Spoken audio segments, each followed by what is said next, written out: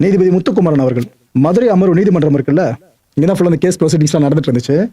இவர் எதிர்பார்த்துட்டு இருந்தது central government and state government இவங்களோட நிலைப்பாடு என்னவா இருக்கும்னு சொல்லிட்டு அந்த ஒரு ரிப்போர்ட்டுக்காக அதை சப்மிட் பண்ணிட்டாங்க கோர்ட்ல இவர் முன்னாடியே. அப்ப முதல்ல மத்திய அரசு என்ன தெரியுமா சொல்லியிருக்காங்க, உச்சபட்ச தண்டனை கொடுங்க, இவ்வளவு கொடூரமா கிரைம் பண்ணிருக்காங்க இந்த போலீஸ், சும்மா விடாதீங்க, உச்சபட்ச தண்டனை கொடுங்கன்னு மத்திய அரசு சொல்றாங்க ஒரு பக்கம். இன்னொரு பக்கம் மாநில அரசு இவங்க என்ன சொல்லியிருக்காங்க, இந்த 9 பேர்ல 2 பேர் மேல ஏற்கனவே வழக்குகள் பதிவாயிருக்கிறதா சொல்றாங்க. போலீஸ்ல இருக்கவங்க அதுல A1 யார், ஸ்ரீதர் இன்ஸ்பெக்டர் அந்த ஸ்டேஷன்ல, அந்த ஆள் மேல கேஸ் இருக்காங்க, 2 கேஸ். என்ன லட்சணம் பாத்தீங்களா? இது பத்தானி A3 ரகு இருக்கால, அவன் மேல ஏற்கனவே கேஸ் இருக்கான். இப்ப ஏற்பட்ட ஆளுங்க கேஸை ஃபுல்லா பாக்குறாங்களாம், மக்களை குற்றவாளிகள் கிட்ட இருந்து காப்பாத்திக்கிட்டு இருக்காங்களாம். இது மாதிரி எவ்வளவு பெரிய டிபார்ட்மெண்ட் இருக்கானுன்னு தெரியல. இந்த 9 பேருக்கும் கருணை காட்டவே கூடாதுன்னு நம்ம மாநில அரசா சொல்லிட்டாங்க. சோ மத்திய அரசு நிலைப்பாடு ஒண்ணுதான், மாநில அரசோட நிலைப்பாடு ஒண்ணுதான்.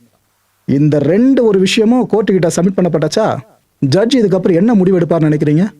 ஓகே, சாமானியனோட ஆதங்கம், அரசுகளோட ஆதங்கம், நம்மளோட ஆதங்கம், நம்மளும் சாதாரண மனுஷன் தானே, எல்லாத்தையும் சேர்த்து நம்ம தீர்ப்பை வாசிப்போன்னு தண்டனை விவரத்தை வாசிக்க ஆரம்பிச்சாங்க.